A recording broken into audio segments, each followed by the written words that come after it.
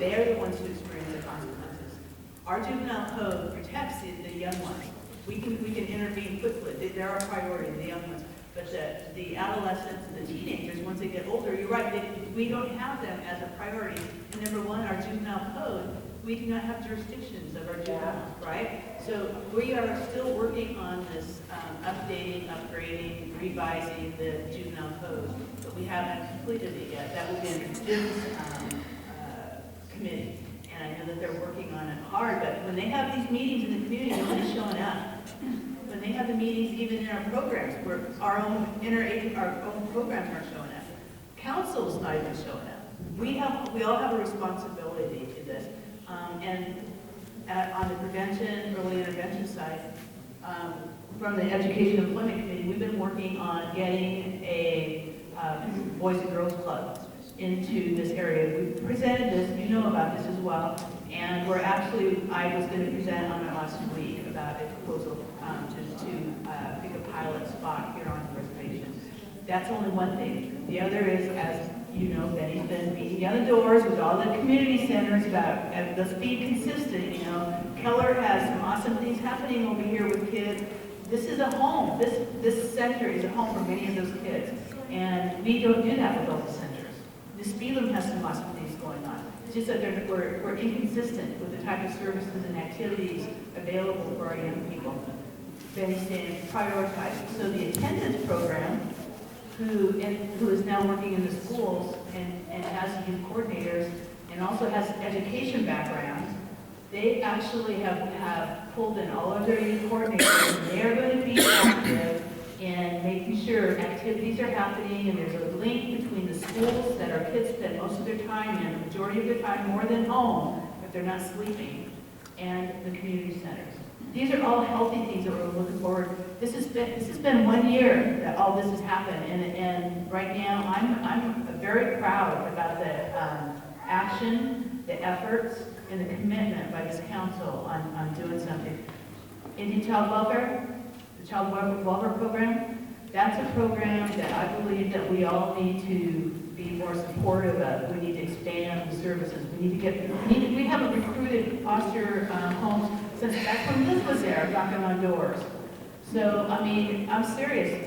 We have a lot of gaps and a lot of barriers in those services, and we need to beef them up because our children are the ones who are suffering consequences by many of the adult activities in the home. So I thank you for bringing that up.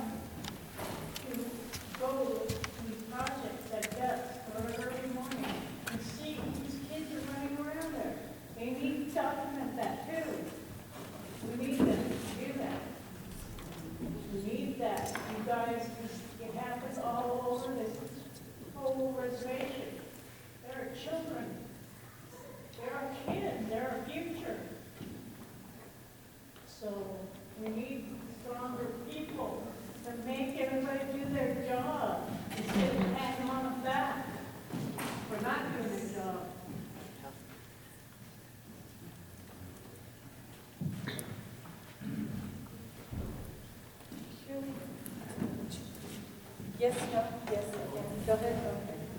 Sorry, I've waited for a really long time, sir.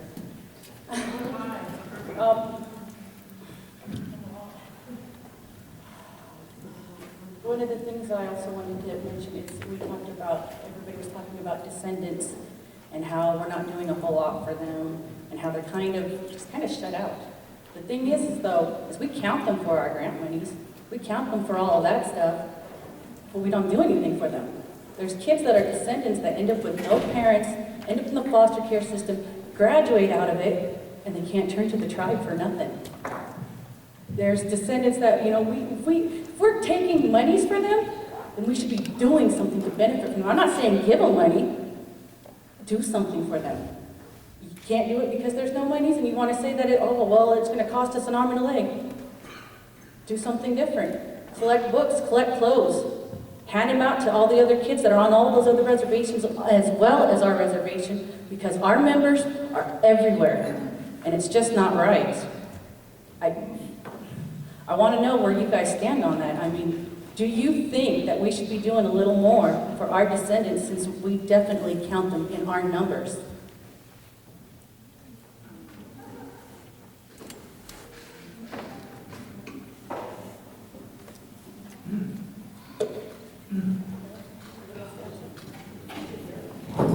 Yes, thank you, thank you, thank you. I know. Thank you, yes, we agree. We all know that these are our kids, these are our families, so we all have to do our part to help. All of us. You guys show us the way, we'll take over afterwards. You gotta start somewhere, you gotta start it off. You can't just make excuses, and you can't just sit there and not answer and not reply, because it's disrespectful and it's rude. I'm gonna let you take this.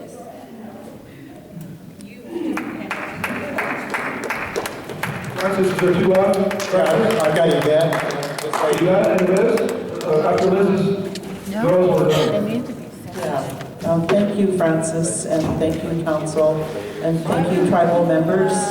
I know there's some folks packing up in the back, if they could sit down and listen. This is my niece, so I'm just teasing her. My name is Yvette Joseph, and I live in Spokane, so I'm one of the individuals who's sort of off reservation, and yet I stay pretty active, and I do monitor what's happening in Facebook, and I try to follow, you know, sort of all of the concerns that are expressed in the Tribal Tribune, and, you know, because I have an empty nest because my kids are in college, so I have a little bit more time, although my work really keeps me very, very busy. And I work in Spokane, and I did have a project with this Substance Abuse Mental Health Services Administration to evaluate the Systems of Care programs. And Systems of Care is a $6 million program. It makes $1 million available to state and tribal governmental entities to address children who have serious emotional issues. And we have tried in the past, when I used to work for the tribe, to get a Systems of Care contract. Jim's mother-in-law, Roberta Hansen, and Lynn, when she was working on her doctorate, we worked with the planning department. We got a winning proposal from the Puyallup tribe to use as a sample when I worked for the tribe to get that program in place. And I was really working hard with Michael Marchand when he was chairman to try to see that we got that program, because I have winning proposals from every tribal company or every tribal government who's gone after these funds. The Lummi tribe has it, the Native American Rehabilitation Association, and the Puyallups, theirs just graduated, but generally you get 3 years of funding if you go for Circles of Care, and then you work your way. You have to have an assessment, you have to have data, just like the coalition has, to basically demonstrate the need. And it really gives money available to each tribe for $1 million a year. And I would really encourage the tribe to apply for that project. And you know, I have a whole box that I'm keeping pretty much for the tribe to go over and get that grant. But I don't really want to pass it on, and thus I know there's a commitment to follow through and try to get those funds, because you know, there was sort of a I won't say half-assed effort, but there really wasn't a dedicated plan to get those funds. And I have been working lately with the language program to help them get A&A funding, and I'm really glad that they were successful in getting the funds. It's a really difficult program to go for. So anyway, I do a lot of training technical assistance where I work. But what I wanted to say is, I think our communications are really poor.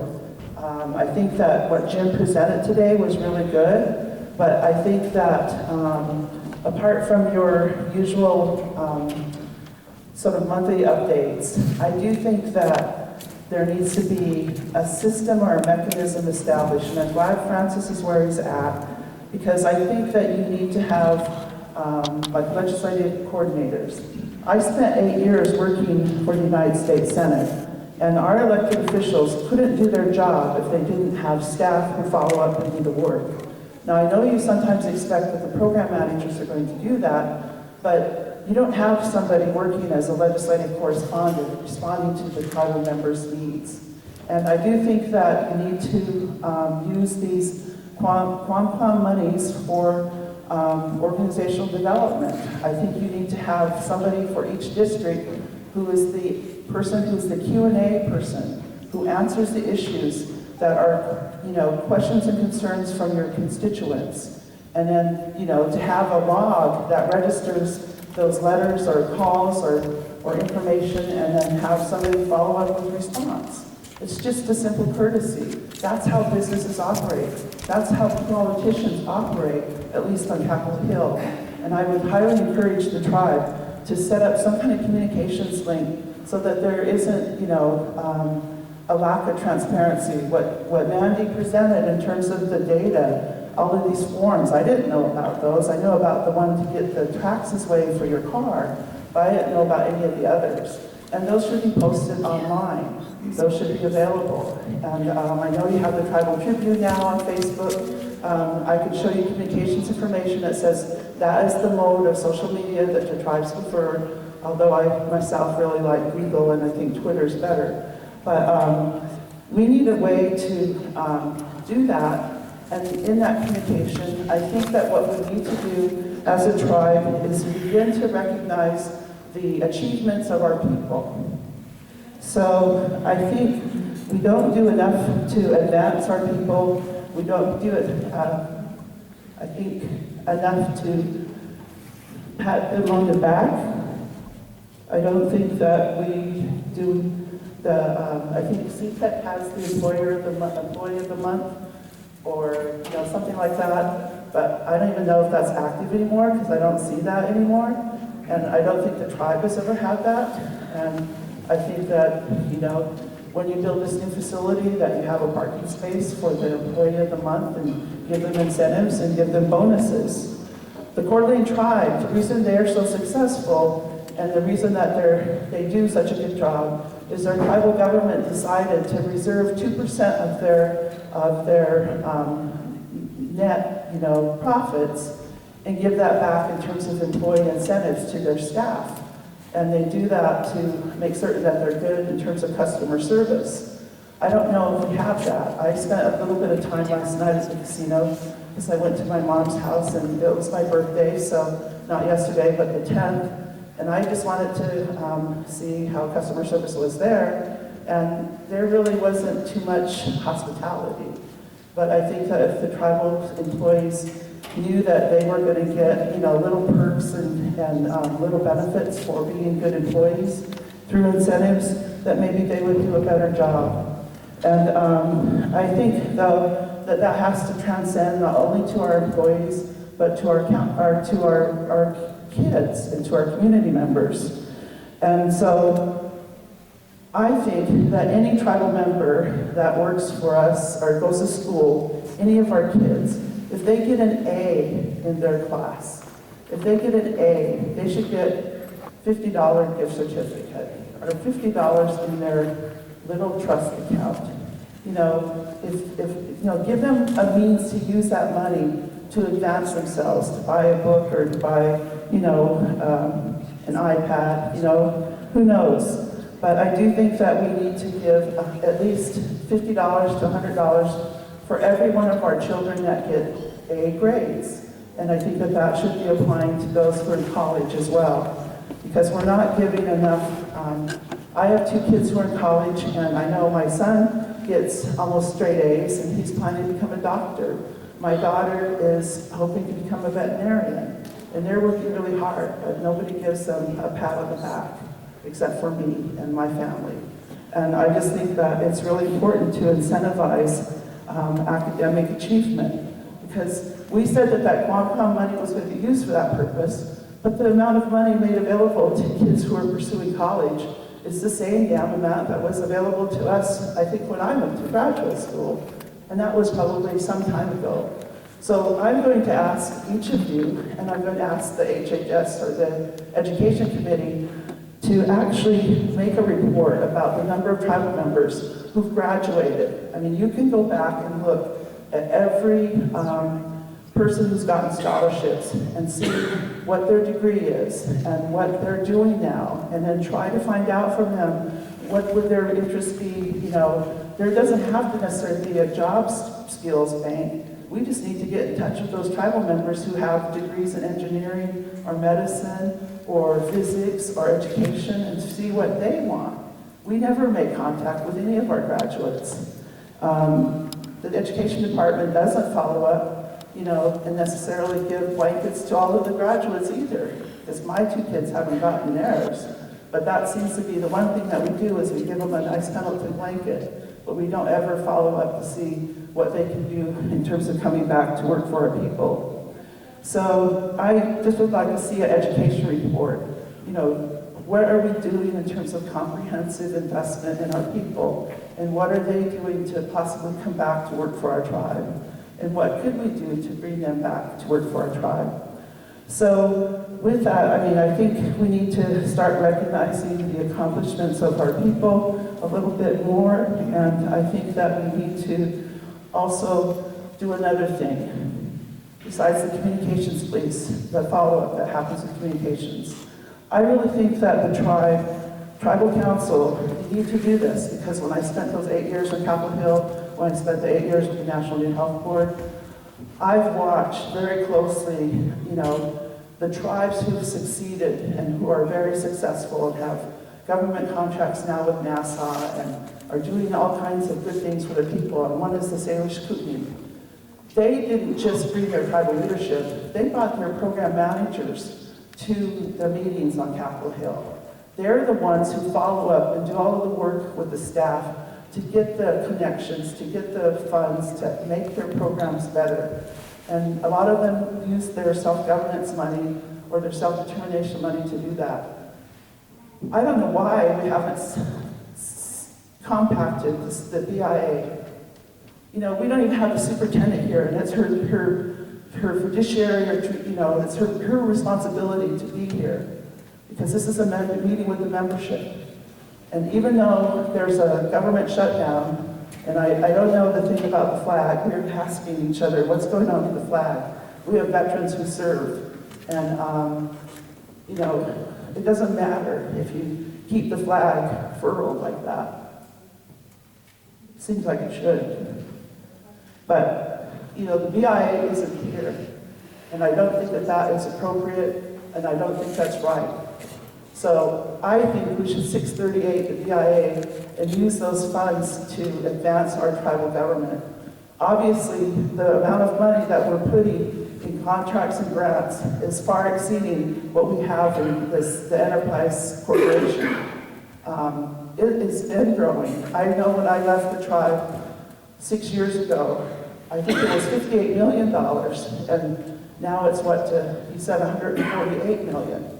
So tribal government's expanding, and I think people like Jim and probably Allison and others, they're probably doing a really good job of getting more and more support. But, you know, we just need to take and be a little bit more public about what we're doing. And I just have to applaud, I guess, Mr. Osinga, because one of the things that I tried to do when I was working as a project manager was I asked all of the finance staff, when have you been to training last? Some of them have never been to training. And it's not that it reflected in their work. They were good workers. People like Nina and Aura, they're worth their weight in gold. They're really good. I mean, you can't BS them to get something through them, to get a payment done without their backup. They'll send you back to go get your backup, and they won't do it immediately. They'll be careful about it. But people like that weren't getting the benefit of training. So we were told for our grant programs to try to send at least 2 of the accountants off to Management Concepts Incorporated. And we did. We sent Jennifer Miller and I think Jolie Francis to go get their not gaming certificates, but their contracts management certificates. And they have done a lot of good improvements since that time. Now, I think those 2 have left. They're probably worth their weight in gold. but we didn't give them enough recognition for their expertise.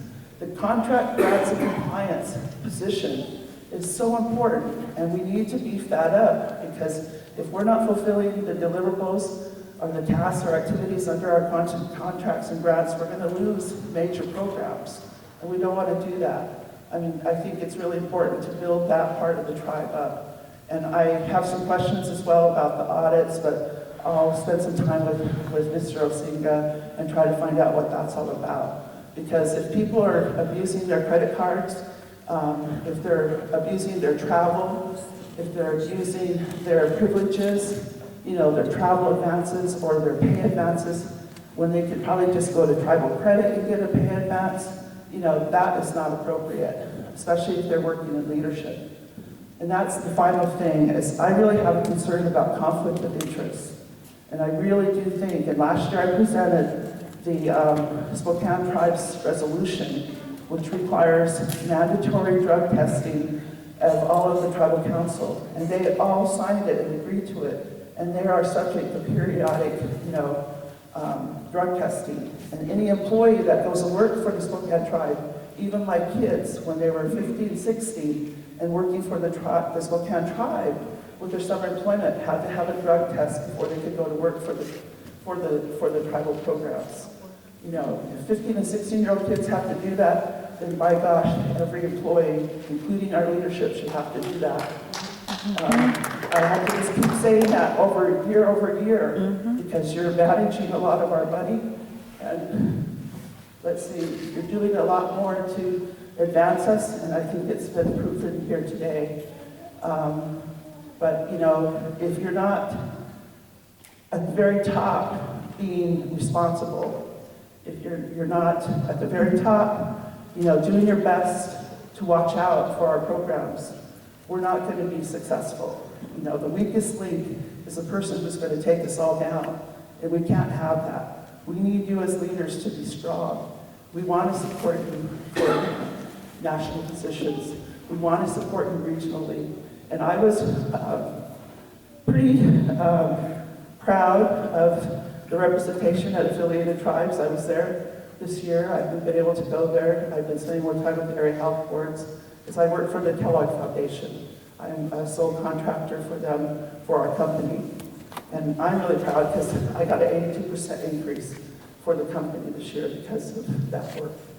But I work as a project manager, and I know there's certifications for project management, and the tribe really needs to look at, you know, bringing more of that, not only to the tribal enterprises, but to the enterprise corporations as well. So with that, you know, I just congratulate you on improving the situation, although I couldn't understand, and I'll spend more time trying to figure out where is the profit from the investments, because I have a son as well, Cody, who's in the investment club, and he gets up at 5 o'clock every Thursday morning, puts on his suit, and he goes and meets with his investment team. And he decided on his own to take the money out of his trust fund account from the 181 funds. And he was so proud because last Tuesday, he made $750 in one day on his investments, you know, that he has with Ameritrade or whoever he's working with. I don't know if it's going to continue to be that bull day or bull market or whatever, but, you know, he's working to become an investment counselor to doctors, and he invests heavily in biochemical industries, and he's doing really well. But he also trained to become an EMT this summer, and he's only 19, so he only has to go through certification, and that's part of what he's doing to become a doctor. But anyway, my daughter's, you know, doing well at WSU, and I really want to go to the Oregon State game today. I chose to come here instead, and I did because, you know, I want to see a difference. I want to know that we're working to make a difference. And I want to know that our leadership is committed to that. Thank you.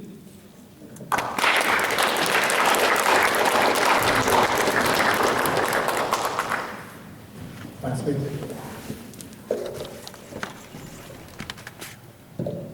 First of all, I just want to thank all of you for being here and having the patience to stay this long,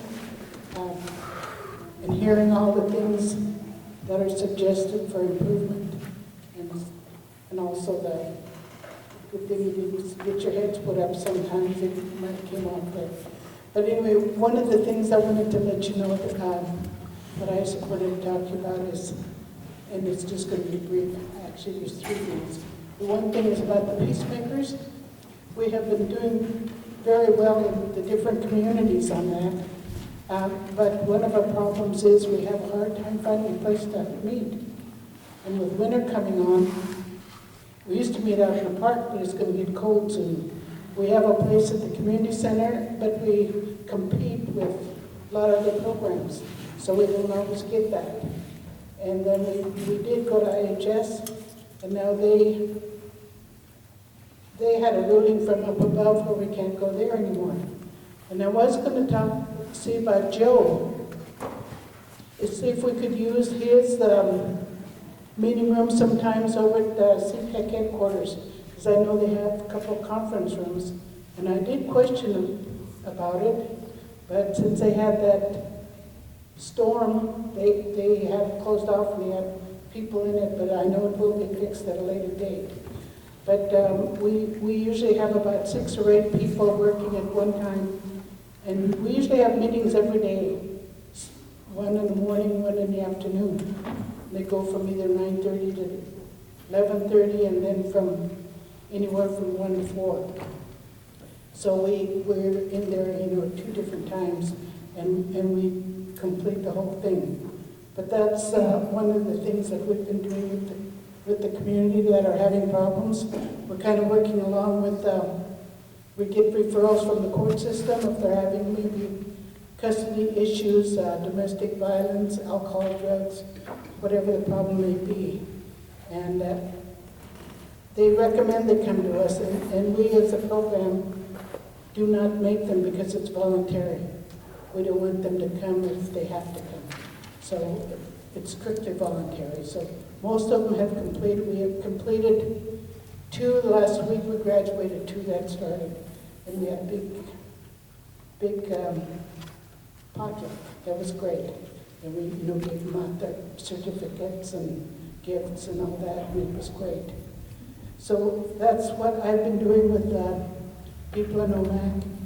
I've always worked with people, probably with the tribe. I've worked for many years under Children and Family Services, and a number of years under mental health and county preservation, and also in the schools as a teacher.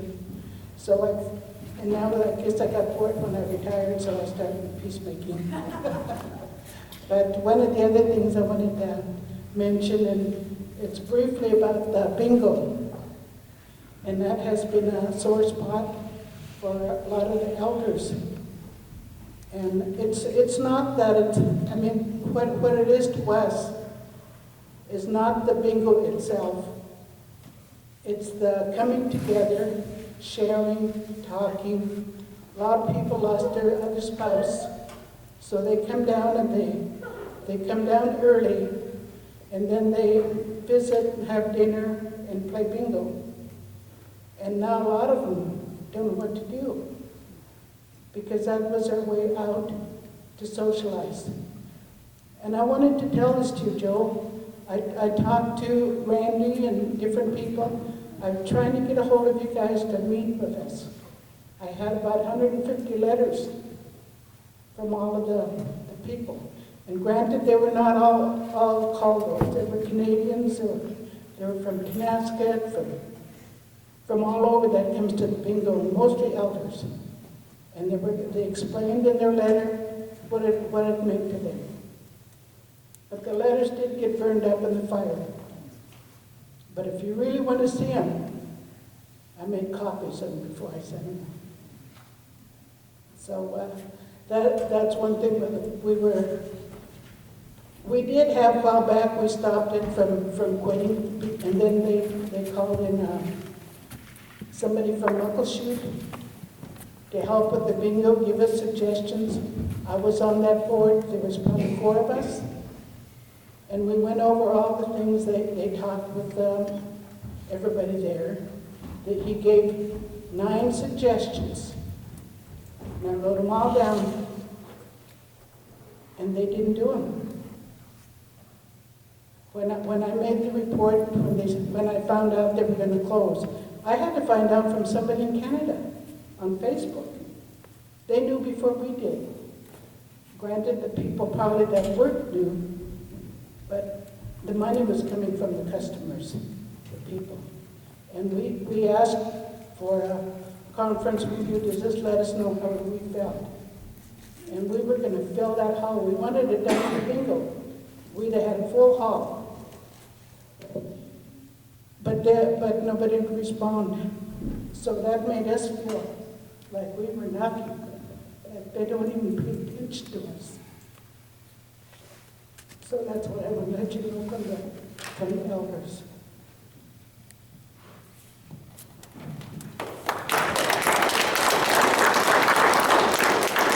Thank you. On those last comments, I know Francis is going to follow up on some of the email stuff that Yvette would suggest. That's a good idea. We can always monitor the VIA at 638, contracting Yvette. And Liz, we're always proud of the hard work you guys do for behalf of the tribe and the Peacemaker Circle. You know, we realize that's not always easy, but you guys step up and do it. Without the commitment and dedication from the elders to do that, we wouldn't have that opportunity. So we do thank you. I know you guys have been doing a lot of hard work, and anything we can do to try to get you a meeting spot. I was unaware of that. We'll try to follow up and give you guys a meeting spot so you don't have to worry about it anymore. As a whole, I appreciate everyone coming. I know it's been a long day. I want to thank my fellow council for sticking in there. I want to thank all the members who've taken time out of their busy day to come here and voice your concerns to us. It's our marching order, so to speak, and we get it through email, visits, phone calls, even our district meetings, but this was required by the Constitution, so we have this every year. So safe travels to everyone, and look forward to seeing you again in the near future. Thank you.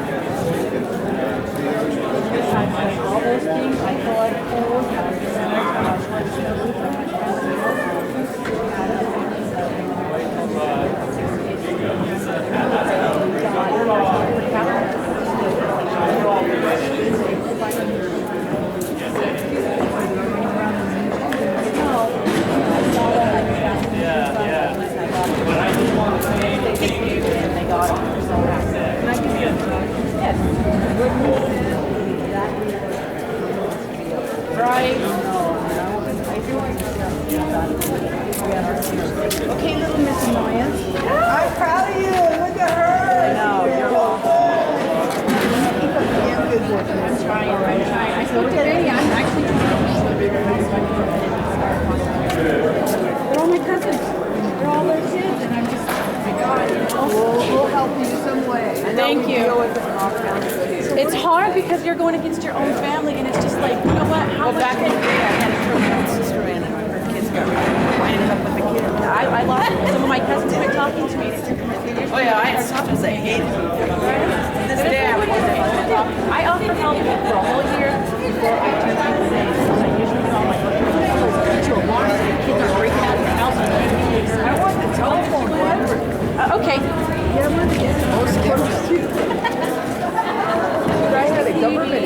Here's the telephone. I have a tribal one. Telephone.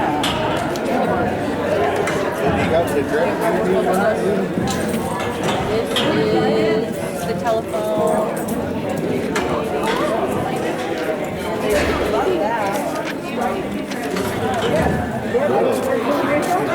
Now, when you go in to put it into the PED, do it before your billing because it takes a couple of days. You're welcome. And I gotta go get a copy of this. Copy of this. You need forms? I could probably get you later. I've got the copies right here. Do you have your card? Do you have a card? No, I don't work for the tribe. I don't have a card.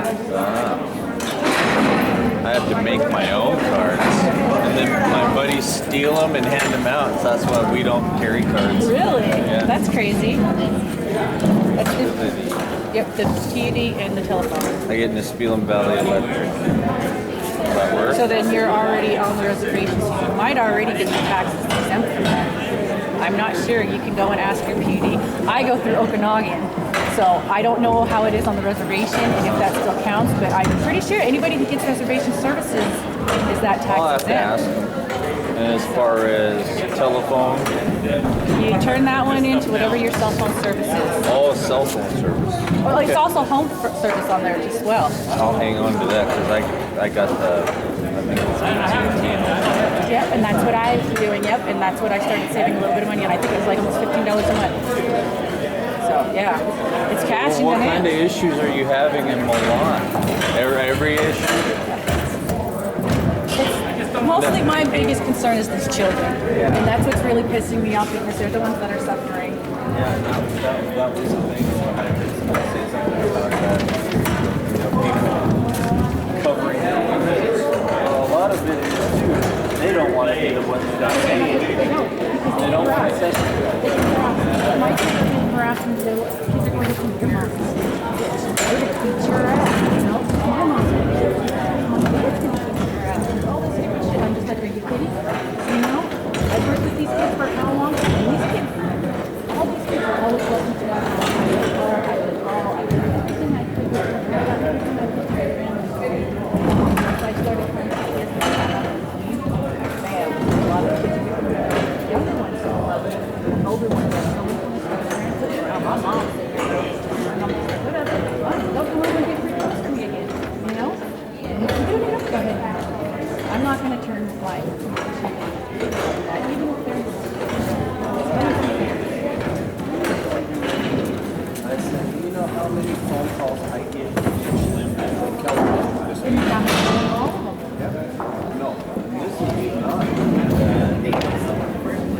How my home phone rings all day, all night. Oh, I bet. I bet because people want fancy stuff and expect you to be able to do that. Oh, you're all the services like nothing. You know?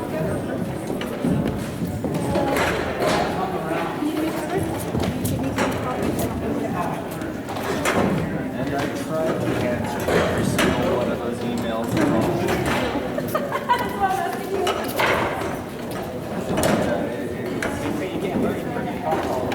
Like I was telling that, you guys,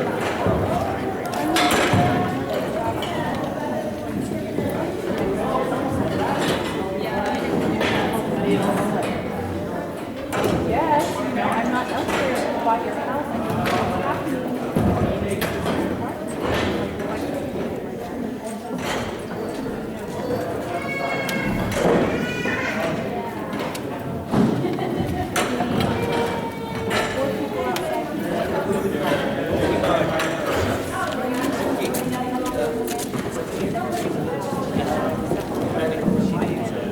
Mandy, how many copies? How many copies do you want? Can we just get a couple? Just asking for it. I'll get you a couple. I gotta get all my stuff together, I guess, over here, huh? well, I'll let you get gathered. I understand you have a drive, so I know, and I've if you been need anything, you